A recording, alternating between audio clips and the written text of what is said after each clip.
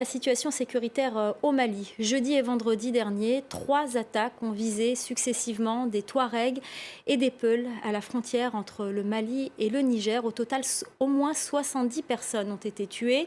La menace des groupes djihadistes et les conflits intercommunautaires pourraient bien déstabiliser davantage le pays. Les précisions de Christelle Pire.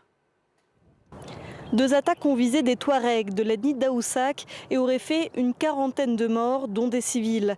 L'ethnie d'Aoussak, c'est l'ethnie dont sont principalement issus les combattants du MSA, le mouvement pour le salut de l'Azawad. C'est un groupe armé qui a multiplié les opérations contre les groupes djihadistes ces dernières semaines dans la région de Ménaka.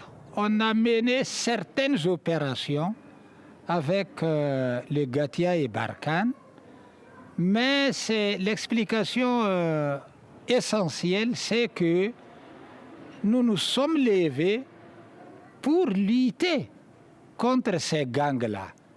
Et ça, ils n'ont pas compris ça du tout. Mais du côté des associations de la communauté Peul, on accuse le MSA d'exécution sommaire et de règlement de compte.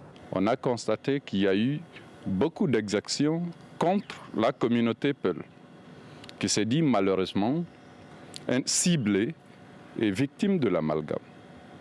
Et il y a eu beaucoup de morts civiles que nous déplorons. Et suite à ça, il y a eu certainement une vengeance, des représailles de la communauté Peul contre la communauté d'Aoussak.